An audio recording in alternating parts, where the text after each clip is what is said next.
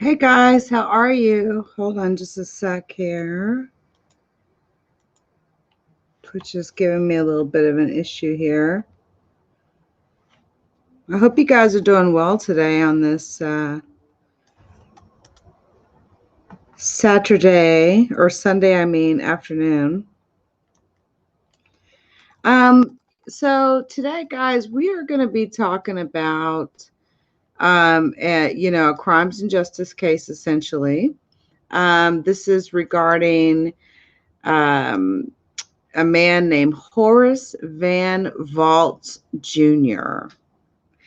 And he is suspected in the murders of multiple women. But, really what I am really going live to discuss is the photos that they found in his home. And in these photos, they don't know who these women are, where these women are. And, maybe by showing these photos, we will, possibly find, maybe one of these women can, family member will recognize them. I mean, it's actually quite surprising, actually, that no one knows who these women are. Honestly, it is very surprising. Give me 1 second, guys. Hold on a second.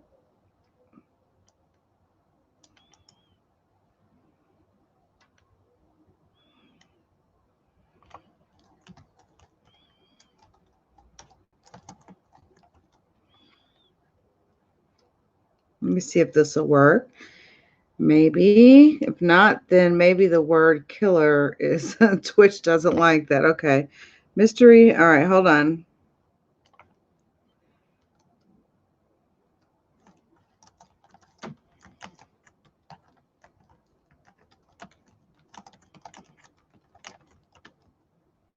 Or it could be the fact of my punctuation. Let's see here if that's what it is, and if not, that's what it was. Believe it or not, the word killer in Twitch will not allow you to do that.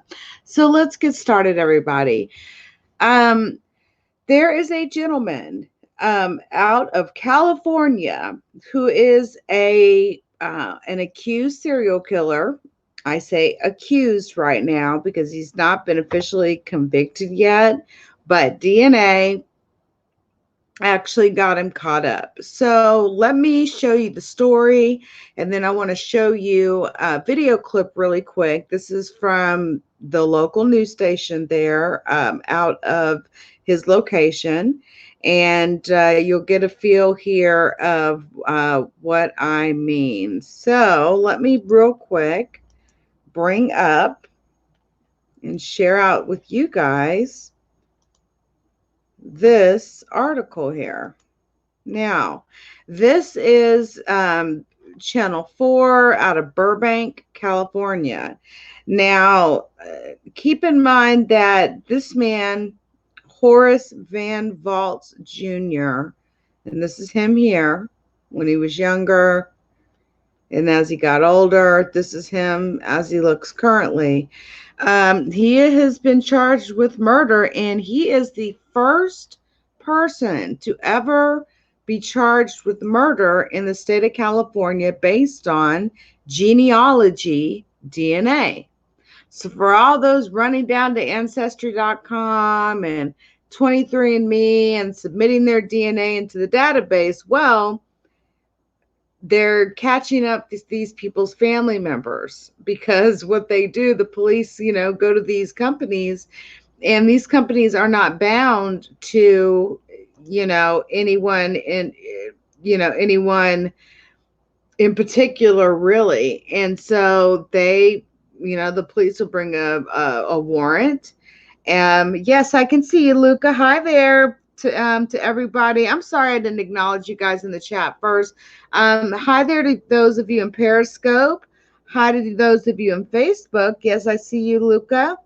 And hi to those of you on Facebook as well. So it's good to have you guys on. I stream to multiple platforms at once. I'm also streaming this to my cold case channel on YouTube because this is considered a cold case. But I'm also working to get that monetized as well. The Golden State Killer, didn't they find him the same way? Yes, they did. They sure did. So let me just kind of go through this with you guys. So basically, DNA led to this guy getting captured, and he has been charged in the murders of 2 women. But they found these photos at his home, and they have been unable to locate who these women are, why he had these photos, and he's not really talking.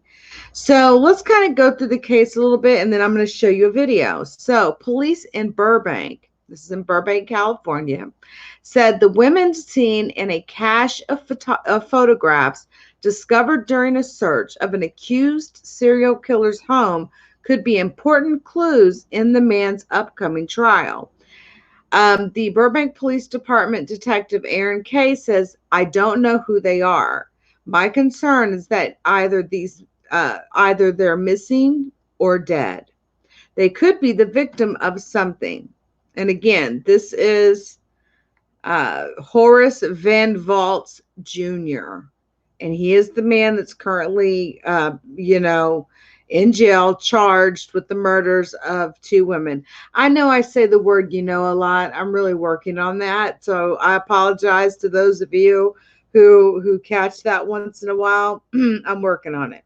Anyway, the photographs were found last fall when Horace Van Vaultz was arrested. The first case brought by the LA County District Attorney's Office that relied in part on searches of genealogical DNA databases in order to identify an alleged killer. So they go to 23andMe, they go to Ancestry.com, and they're like, we would like your DNA samples so that we can run it against our database samples of DNA. And essentially there is a type of DNA that you can identify relatives through: brothers, sisters, parents, all that good stuff. And so that's exactly the techniques that they're using. So honestly, this is not the reason why I never submitted my DNA to any of those companies. I just simply have never submitted my DNA to any of these companies because they sell our data. And it for just stuff like this. I mean, I would feel horrible if I was the one that went and got DNA done, and then if, one of my family members is identified for a crime that they committed, years and years ago. Not that they shouldn't maybe be punished for their crime, but I just wouldn't want to be the catalyst for that, On top of the fact that it's such an invasion of privacy, and there's no telling what they're doing with this data and this DNA samples when they get it. They could be using your DNA samples to create, inseminate monkeys with human babies. That has happened before, believe it or not. So needless to say, a 64-year-old man was charged with 2 counts of murder, with 7 counts of special circumstance allegations, including multiple murders in line and wait, said District Attorney Jackie Lacey, who announced this in November of last year. The detective said his concern is that they're either missing or dead, these women that are shown in this montage, and I'll show you this photo here in a moment. The charges included the 1986 murder of Mary Duggan, whose body was found in the trunk of her own car parked near the 5 freeway in Burbank. She was last seen at a bar on Vanawan in Reseda and a pizza restaurant on Satakoy Street nearby. The leads ended up running cold, Detective Kay said. There was little to follow up on. And this is the detective right here. Okay. Then in 2006, think about this, okay? 1982, or I'm sorry, 1986 to 2006, 20 years later, a DNA profile from Duggan's body that had been uploaded to a law enforcement database linked the case to the 1981 unsolved murder of Selena Cow, who was tied up, sexually assaulted, and strangled. Her body was dumped in Montclair. So the same sample or DNA profile sample from Miss Duggan's body matched the same DNA sample on Selena's body. You got Selena in 1981 and Miss Duggan in 1986, 5 years apart or so. This was a big deal because it opened up a whole new avenue of leads that we didn't know about, Kay said, but none led to the identification of a suspect. What it opened up is it told them they had a serial killer. The arrest in 2018 of the man accused of being the so-called Golden State Killer changed Kay's case. After authorities across California revealed they'd used genealogical databases to look for relatives of the person who'd left a DNA profile on at least a dozen murder victims. That was big news because now there was a different way of using the suspect's DNA to try to identify him. With the approval of supervisors and prosecutors, the profile from the Duggan and the Selena Kiow murders were used to search for relatives. First in law enforcement DNA files. Pay attention to this. So they searched law enforcement DNA files. What does that mean exactly? I want to know what that means because becoming a law enforcement officer, I don't think requires you submit to DNA unless I'm wrong. If I'm wrong, let me know. But then I'm thinking maybe they're looking at different databases of DNA that they've captured or gotten from people, because now you can be convicted of a crime and have your mouth swabbed and your DNA put into a database. Now in Texas, for sure, when you go to prison, they swab your mouth. Even state prison, Texas penitentiary, you will get a DNA swab. And they will, if they can link you to, something else that you've did in the past, you will get caught up. Now, then they looked in genealogical data online, which is so scary to me because it is such an invasion of privacy, and I don't know. I don't know how you guys may feel about it, but I feel a certain kind of way about that because that surely isn't the way that they advertise their services. They advertise their services to find missing relatives. Who would have thought that the police would be piggybacking off of that, finding, I don't know. There's pros and cons to it, guys, honestly. A list of suspects were developed, and vaults seemed to fit by gender, age, and living locations at the time of the murders. Quote, I remember when I saw his name, then I saw some of the things that were contributing to my suspicion of him, and I got excited, Detective K said. Court records showed that Vaultz had been arrested for a number of sexual assaults, including an incident in 1984 in which he pled no contest to a misdemeanor after a 22-year-old woman accused him of choking and sexually assaulting her. That would be a felony these days.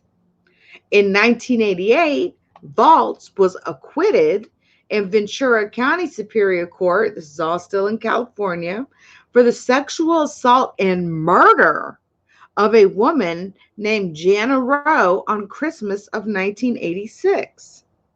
He was actually acquitted of a murder charge. She was last seen at a motel in Thousand Oaks, and her body was found at a trash dump site in Ventura several days later.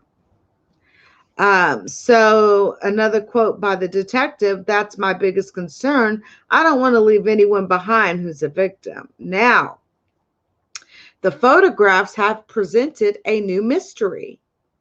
Can says the women shown have a similar appearance: young, Caucasian with light brown or blonde hair.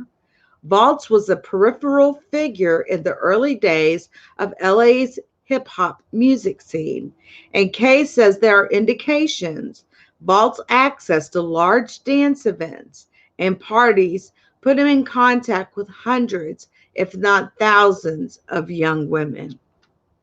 You know, I see dark haired women here too, light brown haired, blonde haired. I don't think it probably mattered to this man. And then they go on to say, the detective, I want to make sure that people see his picture, that they understand what he was doing back then to see if we can get some resolution to some other families. There are numerous young women who have vanished from Los Angeles during the same time period and were never found. There are other cases in which bodies have been found, but it's been impossible to collect DNA for comparison. That's my biggest concern. I don't want to leave anyone behind who's a victim, says Detective K. Now, the Burbank Police Department has set up a hotline for anyone with information about the women in the photographs or Horace Van Vaultz. And I'm going to actually put this information into the chat, you guys. If you know anything at all, please do not hesitate to contact that number listed in the chat. I'll make sure to update the description as well, with this information also. Hey, Unknown. Hey, Gloria. Hey, King MV. Oh, triple red X. Okay. Cool. Let's see. Hey, Leak. All right. Yes, triple red X. Good to have you here. So that is what's going on with this man, who is absolutely, Horace Van Vaultz, who appears to be a serial killer. Now, let's just real quick. Now, I want to show you the photos of these women, okay? So I want you to look at these photos, and if anyone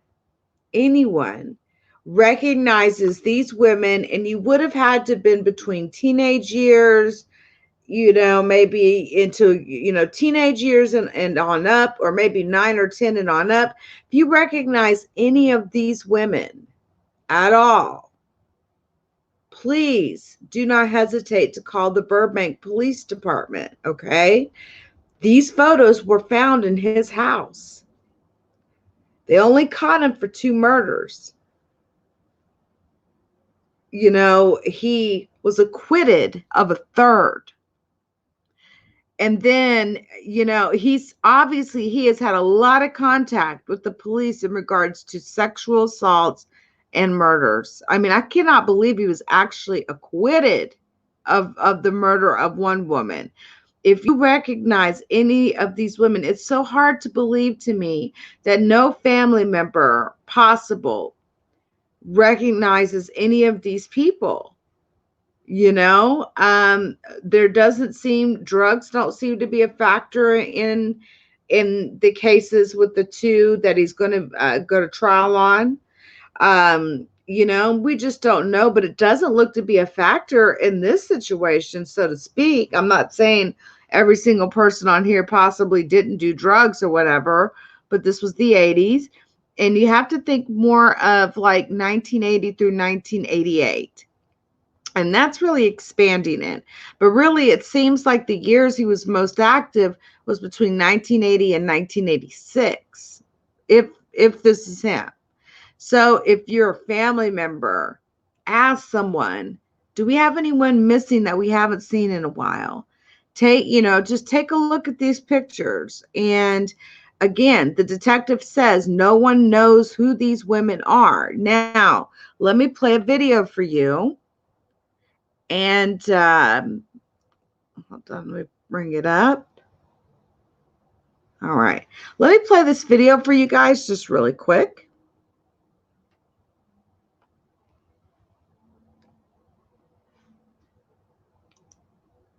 Team investigation into a murder mystery. Detectives in Burbank say they have uncovered some new information in a pair of murders, and now they need the public's help, your help, to solve this case. Our investigative reporter Eric Leonard was able to see some of the evidence. He joins us live from our News Operations Center with more. Eric. Well, Colleen, detectives on these cases, decades old cold cases, tell us as soon as they made an arrest, they realized there was much more to the story. And while they say DNA evidence has connected some of the dots, they're hoping some photos we're about to show you help connect the rest. The faces you see here are of women who may have known a killer a generation ago. Their pictures found in the home of a man going on trial for murder. Women, I don't know who they are. And my concern is that either they're missing or they're dead. They could be the victim of something. Burbank Police Detective Aaron Kay has been working the case of Horace Van Vaultz, who was charged last year after investigators used genealogical databases to try to find the person who had left DNA clues on the bodies of two women more than 30 years ago. The 64-year-old man was charged today with 2 counts of murder, with 7 counts of special circumstance. In 1986, the body of Mary Duggan was found in a parking lot here off the 5 freeway at the edge of Burbank. The leads ended up running cold. Not until 2006, when a DNA link was found to the 1981 murder of LeakYou, a 20-year-old mother raped, strangled, and dumped in Montclair. That was a big deal because that opens up a whole nother avenue of leads. But still no connection to the person who did it until this. We were looking for a needle in a haystack. The arrest in 2018 of Joseph James D'Angelo, the so-called Golden State Killer. He was found through a new type of search of DNA profiles that used genealogical databases. He's now suspected in at least 13 murders and more than 50 rapes. There was a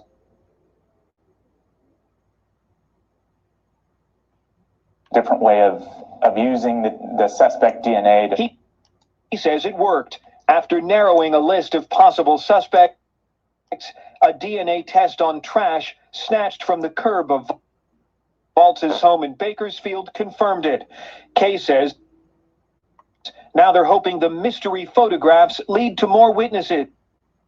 People who knew Vaultz in the 1980s when he was a peripheral figure in the early days of LA's hip-hop music scene. Whether it was a friendship, a prior dating relationship, maybe a prior marriage, or any other type of relationship, consensual or not, I'd like to hear from him. I'd like to talk to them. They may have helpful information, whether it's good, bad, or indifferent. We'd still like to hear. Sorry about the clocking there, y'all. I'm not sure what's going on there. Now, we've also learned there's lots more to Vaultz's past, including a number of other sexual assault allegations and a strange, unsuccessful murder prosecution for a woman who was last seen in Thousand Oaks in 1986. Vaultz is due in court Monday to begin a preliminary hearing on... Come on. Really? 2 murder cases. Police are looking for information. They've set up a tip line. You can find that number with the story on our website, NBCLosAngeles.com. Live in the News Operations Center, I'm investigative reporter Eric Leonard, NBC4 News. Back to you in the studio. Sorry about that, guys, about how that kept clocking. I think the reason why that was happening is because I had essentially another window open where I had some of these individual photos, but we'll try that again here in just a bit here.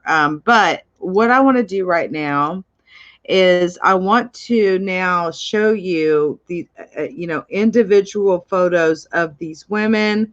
If you recognize any of these women, or if you even recognize this man, and you know anything about him that could possibly help the police, I encourage you to contact again, here's the information. I'll put it in the chat. Hold on a second. It is a Burbank Police Department. Okay, and that is the number there. And please contact them and give them any information that you may have that may help them. We're talking about this is a lot of women that are missing. Okay, and there's a lot of men that got away with murder back in the 80s, and it's time for those men to be held accountable for what they've done. You heard sad info, Cha-Cha. What's going on, sweetie? Yeah, I see some of you guys saying you're familiar with this case, that it's, Momo says it's been on the news. Yes, they are ready to take him to trial. Momo says it's been on my local news the last few days. They think he may be linked to the unsolved murder of an elementary school principal in 1990. Telling you guys, this is not only odd and unique because this man is black, because a lot of serial killers tend to be white men. So the days of psychological profilers or serial killer profiles, I think those days are over. Needless to say, I want to show you this really quickly, guys. I want to show you, these individual photos of these women. Now, again, we do not know who these women are. We do not know. Now, all this is from Inside Edition. They essentially are already, are saying what I've already told you guys already. Now, again, these women, they are completely unidentified. I just cannot believe this man was actually acquitted of a murder. It's unbelievable. But again, this man's name is Horace Van Vaultz Jr. Okay. Remember that they are going to take him to trial for the murder of a woman named Miss Duggan, who was found in the trunk of her car in an empty Burbank parking lot.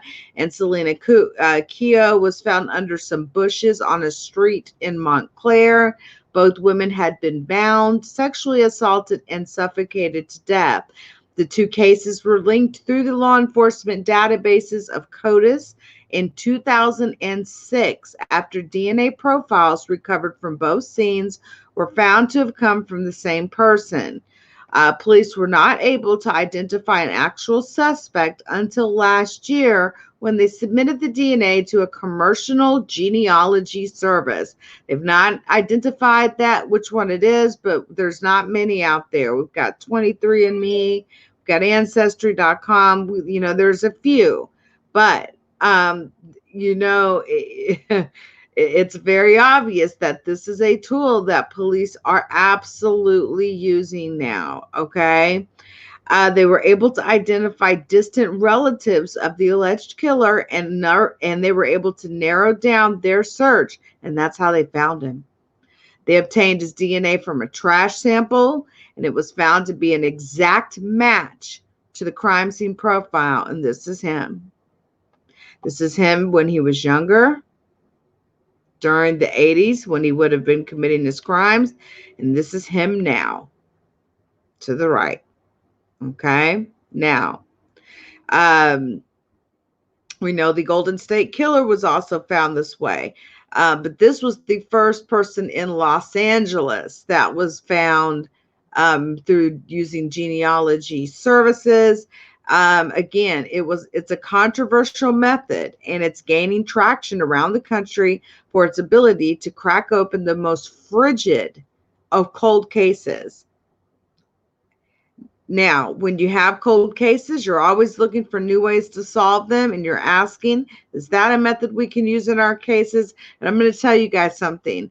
I was telling everybody before they started using Ancestry and Genealogy and 23andMe, I was telling people that they're gonna start using those DNA samples, and they're gonna start comparing them against CODIS and their databases to see if any of them match. You watch, and I'll be doggone. It's probably been 10 plus years since I said it, but I'm not surprised at all by this. So it's somebody's personal choice on how they feel about that, So, now, while executing search warrants at Mr. Van Vault's home, Burbank police said they found this cache of photos of these unidentified women that looked to be from around the same time that the murders took place. And you'll see that when you look at these photos that they do look 80-ish, okay? Detective said he hopes releasing them to the public will help discover new leads and identify any new witnesses in the case. He also added that Van Vaultz knew a lot of people around the time and was hesitant to label the women in the photographs as victims. Van Vaultz has pled not guilty to all charges. His defense attorney Damon Hobdy, told Inside Edition that his client maintains his innocence and is prepared to fight the charges in court. I bet he is. He's already been acquitted of one murder that included a sexual assault. If you recognize any of these people in the pictures below, please contact the Burbank Police Hotline. I've put it in the chat twice, and I will put it in the description of the video, and I will pin a comment. It's 818-238-3288. Again, the number is 818-238-3288. So I'm just going to kind of scroll through these photos. Okay. And I'm just going to go real slow. And if you recognize any of these women, please, even anyone in the photo, period, please contact that number, okay? It's critical because, again, police are saying they do not know these women. They've not been able to identify any of these women.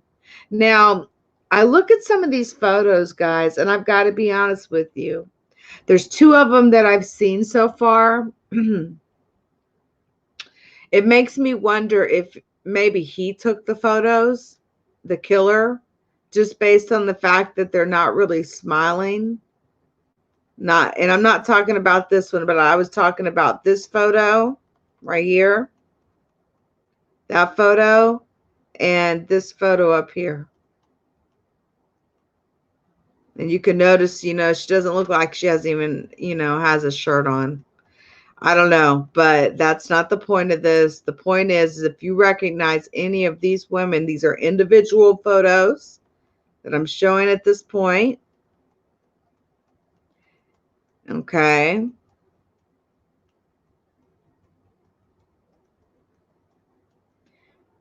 I mean, it's crazy. And obviously the other thing is these women may have had photos in their wallets, right? And it's just amazing to me that none of these women have been identified. Not even by family, not even by a missing police report, It boggles my mind. I mean, she's a very beautiful woman. This one here, she looks like she would be someone that people would know. This looks like this picture now.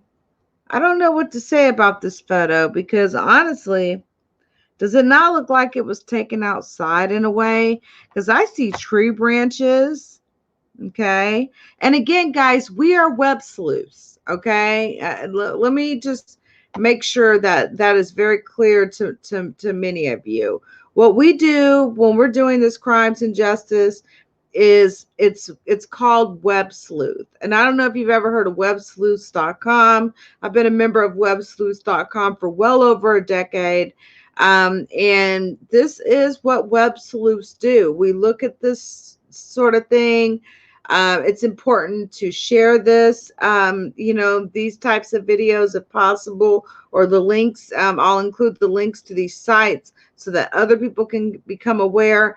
I mean, and think about this. We're looking at over, 20 photos of women that have not been identified by the police. The police has no clue who these women are.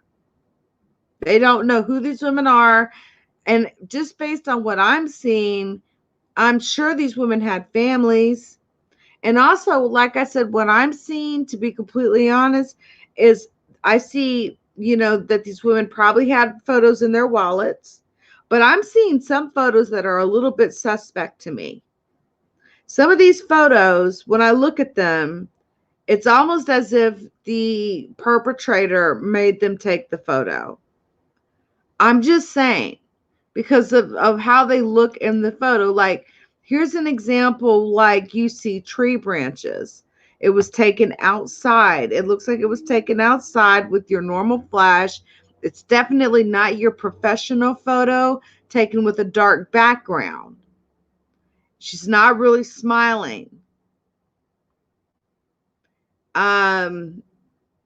Look how her hands are positioned. There's just something odd about this photo as well, to me, okay? Now, this, you can tell was probably a photo in this person's wallet. This photo looks normal, natural. There's someone standing behind her. This looks like a normal, natural photo, probably in someone's wallet, unless there was some parties taking place and someone took the photo beforehand. But it seems like, to me, it's possible that photos were something this person liked. Now, this photo I could take either way. For one, I don't see like any clothing on really below the neck. She's smiling, but she's kind of not. But she also has eyeliner on and lipstick.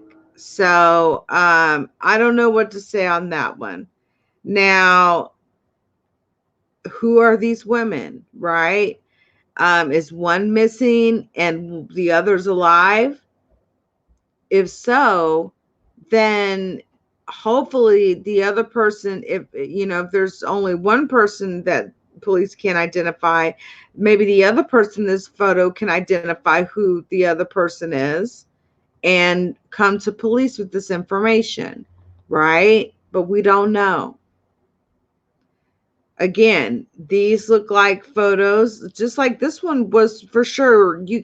To me, it doesn't appear that, it appears that this would have been a photo carried around in someone's wallet or in a purse, right? Either sisters or best friends or something like that. Sort of the same here with this one, unless it was taken prior to. And sort of the same here with this one, except the only thing about this photo that kind of caught my attention was it looks like she had a tear welling up in her eye here. And the smile, it could be construed as a fake smile. I mean, am I tripping here, or does anyone else notice that in this particular photo? I noticed it when I was looking through them, but I just noticed that in this right eye, it almost looked like she has a tear welling up inside that eye, and that the photo may have been taken by the perpetrator.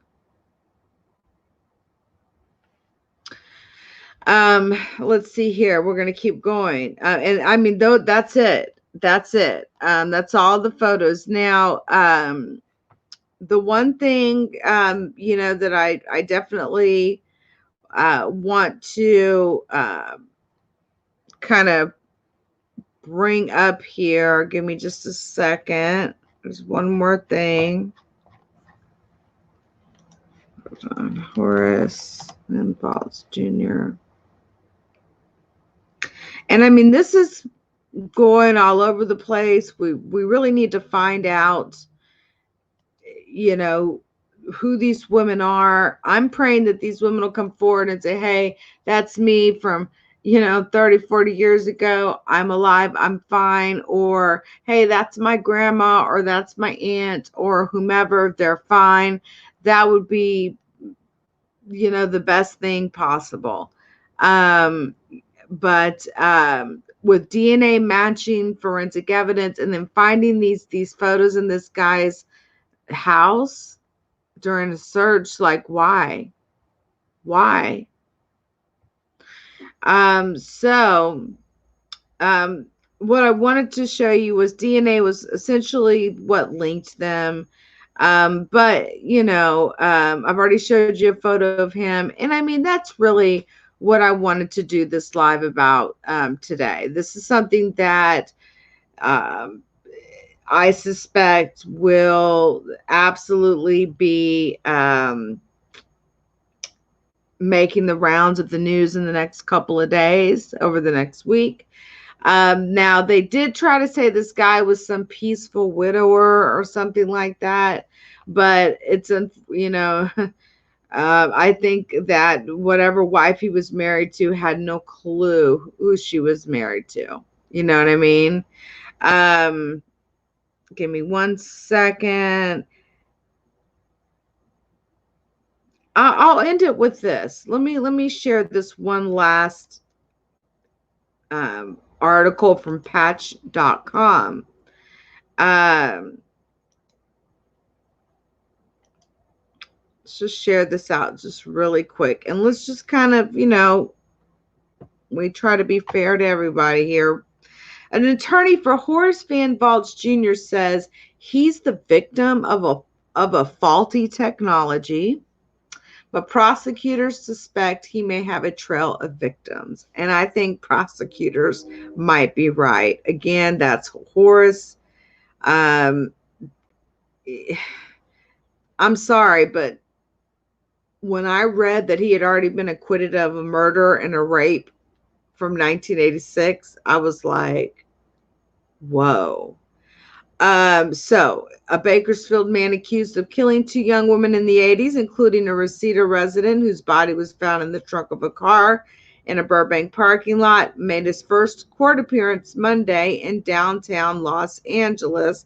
Now, this was back in November, but what I thought interesting is this marks the first, and I've mentioned this, marks the first criminal prosecution in Los Angeles County involving investigative genetic genealogy, in which detectives access the commercial DNA databases, loaded the DNA material from the crime, and found a match based on a relative, as we've discussed. Now, Van Vaultz, 64, the murder of Mrs. Mary Duggan happened on June the 9th of 1986. It was an asphyxiation killing, and it was in the San Fernando Valley. And July 16th, 1981 strangulation of Selena Keogh, who was only 20 years old, who was a mother, who was killed in San Bernardino County and dumped, as I've mentioned before, under bushes in Montclair. Like I said before, both of those women had been sexually assaulted and bonded, and bound, and he had entered a not guilty plea against this. Now, here's what his attorney is saying, okay? Mr. Vaultz maintains his innocence. Surprisingly, Mr. Vaultz has taken this very well. He understands that this is going to be a fight. The attorney that said he did not yet have discovery documents from the prosecution, but indicated that the evidence tying his client to the murders could be flawed. This is his quote, their contention is that it's a DNA case. Mr. Vaultz's attorney is saying DNA can be faulty. I'm just thinking to myself, he has already gotten away with murder and acquitted once. Dude, you're not going to do this, okay? No, I don't think so. There's no way. But here's what I wonder. If his murder stopped in like 1986 or in the 80s or whatever the case may be, why? Why did they stop? Did something happen in his life? Did he move somewhere? Like, what made him stop? Because usually if you've killed, this many people possibly, it's not something like people can just turn on and off. From people that I've talked to, and yes, I have talked to a couple of people that have murdered before. In some cases, it's like almost, I can only relate it to like a demon possesses them, but not like something you'd see on The Exorcist. It's just like, it's like a demon possesses them and they can't stop, if that makes any sense, what I'm saying right now. Kind of similar with people that commit sexual assault and rapes, and they just don't stop until they're caught. It's as if, it's not that they don't have a sound mind, like they can't think or make a decision, but it's almost like they're possessed by some demon to make them want to do such horrible and awful things to someone, another living human being. But that is the story that I really wanted to cover, and with you guys today, because I thought that was a very, very interesting story. And again, I have put the phone number to the Burbank Police Hotline down in the chat a couple of times, as well as shared it here during this video. So again, I'm going to show this photo one more time here. And if you recognize any of these women, please do not hesitate. Let me grab the collage here.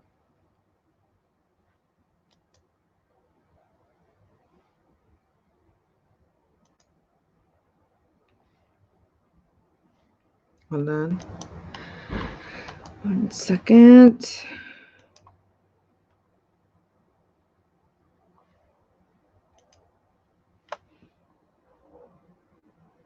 All right, let me go ahead and share this out one more time here for you guys. And if you recognize any of these women, I'm serious, any of these women at all, old friends that you talked to, old girlfriends that you might have dated at some point. And let me make this big screen. An old job they worked at, just anything, guys. Please do not hesitate to contact the Burbank Police Department. And for goodness sakes, if you run into something and you can't remember, all you can remember is, oh my gosh, I remember LeakYou did this video, and I remember this one woman, then just hit me up, and by God, I'll give you the phone number. Seriously. Okay. So this is, the story that I wanted to talk to you guys about today, and these mystery photos that were found at an accused serial killer's home. Of course, he will, we say accused now, but if he is convicted, he will be a convicted killer. He's already been acquitted once before for the sexual assault and murder and rape of a woman. So I hear you. I absolutely hear you on that. Thank you, the official Truth Seeker. By the way, everybody, please make sure you follow her channel. Very, very good content, and she's actually working really hard to build her channel. And I'd love to get her to 1,000, you guys. Of course, I do see our Trump trolls, Hi, Dolly. How are you? They're waiting for DNA analysis to come back on the unsolved murder of our principal to see if he's a match. She lives in Bakersfield near his area. So that would be all the way to 1990. And if that's the case, then that means that he killed between 1980 that we know of and possibly 1990. Unless he killed her in 89 and she was found in 90, all those factors will play a part. But let me see if there's any additional videos that I can find that are news clips regarding this, but there's just not. There's not a lot of news clips regarding this particular case whatsoever. Matter of fact, when I do a search, mine show up. My YouTube video shows up at the very top, which means that there's not enough attention, honestly, on this case. It's unfortunate. Hold on just one second.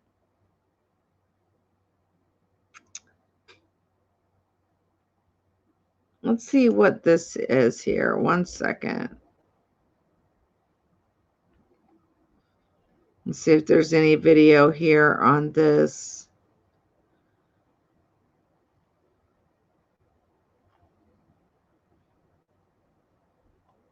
No. Nope. So yeah, there is not a lot of video, not a lot of photos out here related to this whole situation, unfortunately. But I felt like it was important to bring this to you guys and make you aware of it if you were not aware of it, to those of you that are out there in California. And for all we know, these people could have traveled to many states across the United States of America, right? So anyway, that's it, guys. That is my live for tonight. And so I appreciate each and every one of you that came in, who joined the live and got some of this good information. Please feel free to share the video.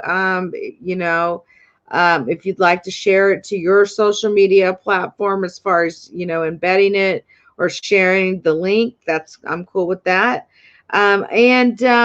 Tomorrow I will be doing a video on disclosing of HIV status on social media. That seems to be a tactic many are doing. It's like another form of doxing that's happening out here to try to hurt people when they're angry at them. I've been seeing a lot of that going on.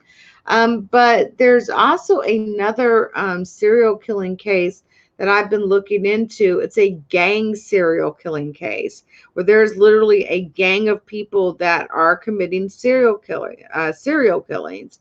But I've also been very, very much paying attention to the news in regards to the R. Kelly case and the Azriel Clary admission. Who in here is aware of what I'm talking about when I say Azriel Clary's admission to doing something that she had completely been denying? Are any of you aware of what I'm referring to?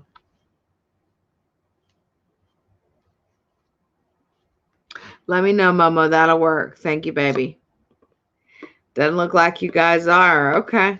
All right. Well, I will not say anything. I will leave it alone, and I may do a video to discuss.